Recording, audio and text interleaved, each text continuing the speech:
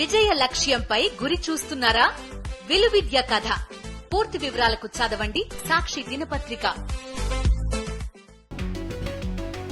హైదరాబాద్ మాదాపూర్లోని అయ్యప్ప సొసైటీలో హైడ్రా ఇళ్లను కూల్చివేయడం ఉద్రిక్తతలకు దారితీసింది. తమకు నోటీసులు ఇవ్వకుండా కూల్చివేస్తున్నారని ఇళ్ల యజమానులు ఆందోళన చేపట్టారు. ఓ కుటుంబం పెట్రోల్ పోసుకుని ఆత్మహత్య చేసుకుంటామని బెదిరించింది. కొంతమంది కన్నీటి పర్యంతమయ్యారు. విజయవాడ ప్రకాశం బ్యారేజీ వద్ద అధికారులు మొదటి ప్రమాద హెచ్చరికను జారీ చేశారు. బ్యారేజీ 69 గేట్లను పూర్తిగా ఎత్తి నీటిని దిగువకు విడుదల చేస్తున్నారు అధికారులు. బ్యారేజీ ఇన్ఫ్లో అవుట్ఫ్లో 4.06 లక్షల క్యూసెక్లుగా ఉంది. మొదటి ప్రమాద హెచ్చరిక జారీ చేసిన నేపథ్యంలో అధికారులు అప్రమత్తమయ్యారు. నదీ పరివాహక ప్రాంతాల్లోకి ఎవరిని వెళ్లొద్దని సూచించారు అధికారులు. ప్రకాశం బ్యారేజీ వద్ద మరమ్మతు పనులు కొనసాగుతున్నాయి. ఇప్పటికే అక్కడ కౌంటర్ వెయిట్లను ఇంజనీర్లు ఏర్పాటు చేశారు. 67, 69 గేట్ల వద్ద ఏర్పాటు చేసిన కౌంటర్ వెయిట్లలో మెటల్, కాంక్రీట్ నింపుతున్న పనులు చురుగ్గా సాగుతున్నాయి. ప్రకాశం బ్యారేజీ వద్ద 3 గేట్లను మూసివేసి పనులు చేస్తున్నారు అధికారులు. విజయవాడను మళ్లీ భారీ వర్షాలు వణికిస్తున్నాయి. ఎన్టీఆర్ జిల్లా వ్యాప్తంగా కుండపోత వానలు కురుస్తున్నాయి. గడిచిన 24 గంటల్లో తిరువూరులో అత్యధికంగా 10 సెంటీమీటర్ల వర్షపాతం నమోదైంది. లోతట్టు ప్రాంతాల ప్రజలను సురక్షిత ప్రాంతాలకు తరలించాలని కలెక్టర్ సుజన అధికారులను ఆదేశించారు. ఒకవైపు వరద, మరోవైపు వర్షాలతో విజయవాడ ప్రజలు భయపడుతున్నారు.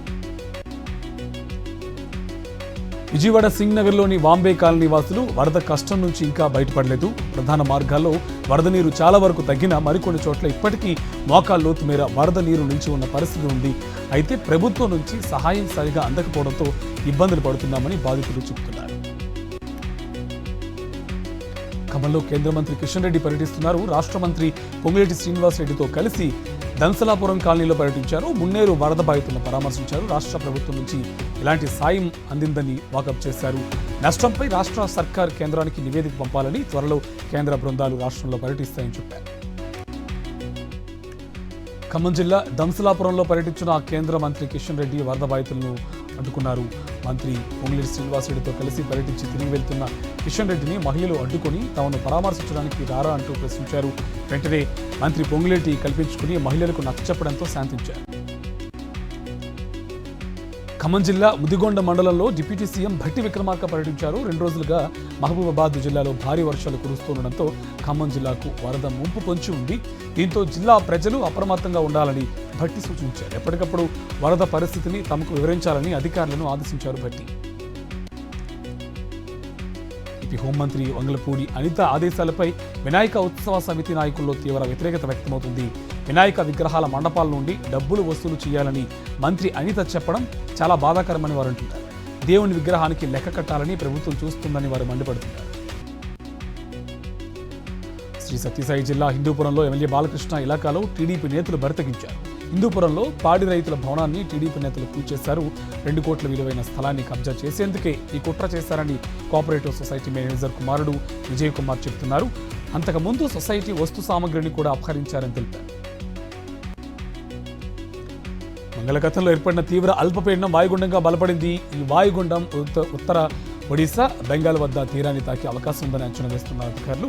వాయుగుండం ప్రభావంతో ఏపీలో మరో 2 రోజుల పాటు భారీ వర్షాలు కురనున్నాయి. ఏపీలో 5 జిల్లాలకు రెడ్ అలర్ట్, 8 జిల్లాలకు ఆరెంజ్ అలర్ట్ జారీ చేశారు. ఎన్టీఆర్ జిల్లా వత్సవాయి మండలం లింగాల్లో మున్నేరుకు వరద నీరు పెరుగుతోంది. వరంగల్, ఖమ్మం ప్రాంతాల్లో కురుస్తున్న భారీ వర్షాలతో మున్నేరుకు వరద పెరిగింది. దీంతో లోతట్టు ప్రాంతాలను రెవెన్యూ, పోలీసు అధికారులు అప్రమత్తం చేశారు. చెల్లకల్లు, వైర రహదారిపై వారం రోజుల నుండి రాకపోకలు నిలిచిపోయాయి. విశాఖ స్టీల్ ప్లాంట్ను సెయిల్లో విలీనం చేస్తామని ప్రకటించాలని కార్మికుల సంఘాల నేతలు డిమాండ్ చేస్తున్నారు. నెల 10న కేంద్ర ఉక్కు శాఖ మంత్రి కుమారస్వామి ఆధ్వర్యంలో జరిగే సమావేశానికి CM Chandrababu, deputy CM Pawan Kalyan హాజరు కావాలని కోరుతున్నారు. విశాఖ స్టీల్ ప్లాంట్ను ప్రైవేటీకరణ కానివ్వమని ఇచ్చిన హామీని కూటమి నేతలు నిలబెట్టుకోవాలన్నారు. చిత్తూరు జిల్లా కాణిపాకంలో వరసిద్ధి వినాయకుడి బ్రహ్మోత్సవాల సందడి నెలకొంది. 21 రోజుల పాటు అంగరంగ వైభవంగా బ్రహ్మోత్సవాలు జరగనుండగా ప్రత్యేక పుష్పాలు, విద్యుత్ అలంకరణతో ఆలయం సర్వాంగ సుందరంగా ముస్తాబైంది.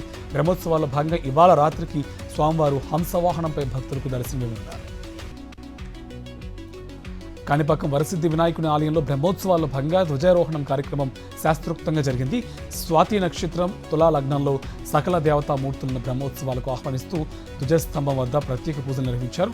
నేటి నుంచి 16 బ్రహ్మోత్సవాలు, 17వ తేదీ వరకు 27వ తేదీ వరకు ప్రత్యేక ఉత్సవాలు నిర్వహించున్నారు.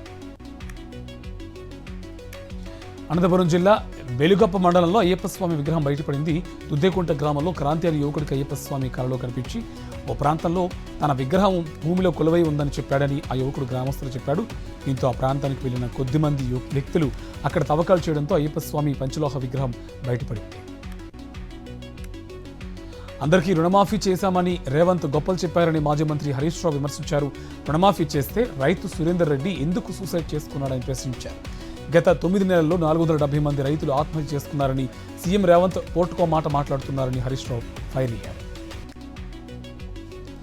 హైదరాబాద్లో ఆక్రమణలపై హైడ్రా దూకుడుగా ముందుకు వెళ్తుంది. చెరువులు, ప్రభుత్వ స్థలాల్లో ఆక్రమణలు కూల్చివేస్తుంది. ఇవాళ దుండిగల్ పరిధి మల్లంపేటలో అక్రమ కట్టడాలను కూల్చివేస్తుంది హైడ్రా. పోలీస్ బందోబస్తు మధ్య మాదాపూర్ సొన్నం చెరువులో ఆక్రమణను నిలమట్టం చేస్తుంది. మియాపూర్, స్వర్ణపురి కాలనీలోనూ కూల్చివేతలు కొనసాగుతున్నాయి. హైదరాబాద్లో హైడ్రా కూల్చివేతలతో బాధితులు కన్నీరు మున్నీరవుతున్నారు. ఇన్నాళ్ళు తాము రూపాయి పోగేసి కష్టపడి సంపాదించి ఇల్లు కొనుగోలు చేస్తే క్షణాల్లో అధికారులు ఇల్లు కూలగొట్టడం ఏంటని మండిపడుతున్నారు.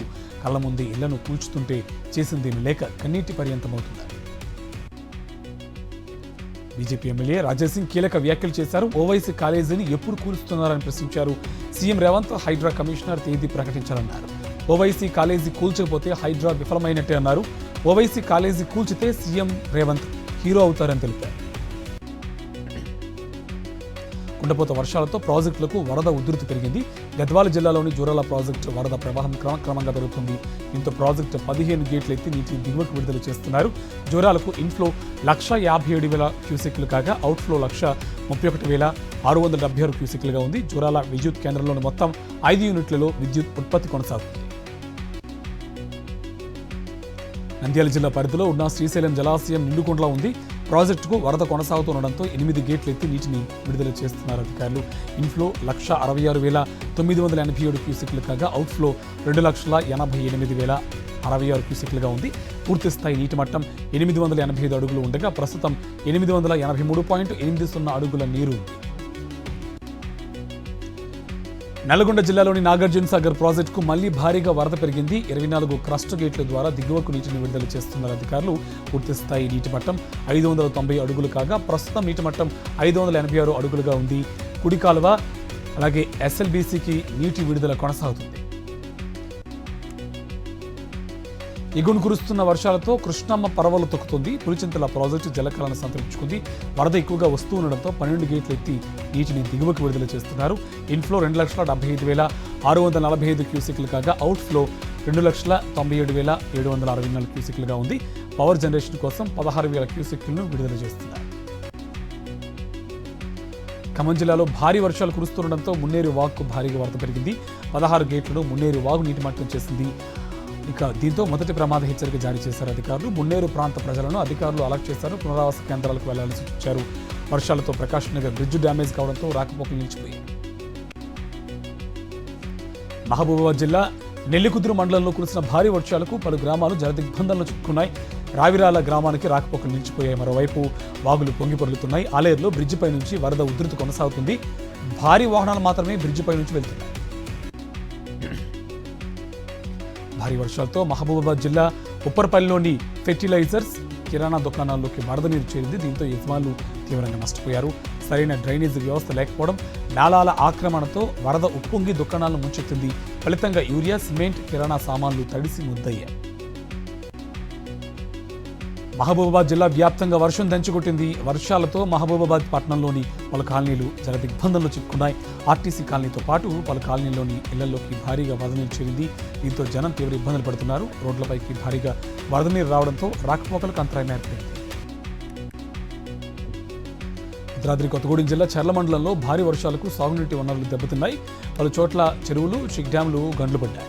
తిప్పాపురం, లింగాపురం చెరువులు, చింతగొప్ప గ్రామాల్లోని చెక్ డ్యాంలోకి నీరు వృధాగా పోతుంది. నీటి వనరులు దెబ్బతినడంతో రైతులు ఆందోళన వ్యక్తం చేస్తున్నారు. వికారాబాద్ జిల్లా మాంబాపూర్ శివార్లో 4 కొమ్ముల గొర్రె ప్రత్యేక ఆకర్షణగా మారింది. మైదానంలో మేత మేస్తున్న ఓ మందలో ఇది కనిపించింది. దీనికి 2కు బదులుగా 4 కొమ్ములున్నాయని కాపరి తెలిపారు. కృష్ణా జిల్లాలోని బుడమేరు కాలువలో ఓ వ్యక్తి గల్లంతయ్యాడు. గన్నవరం మండలం కేసరపల్లి వద్ద గత రాత్రి ఘటన జరిగింది.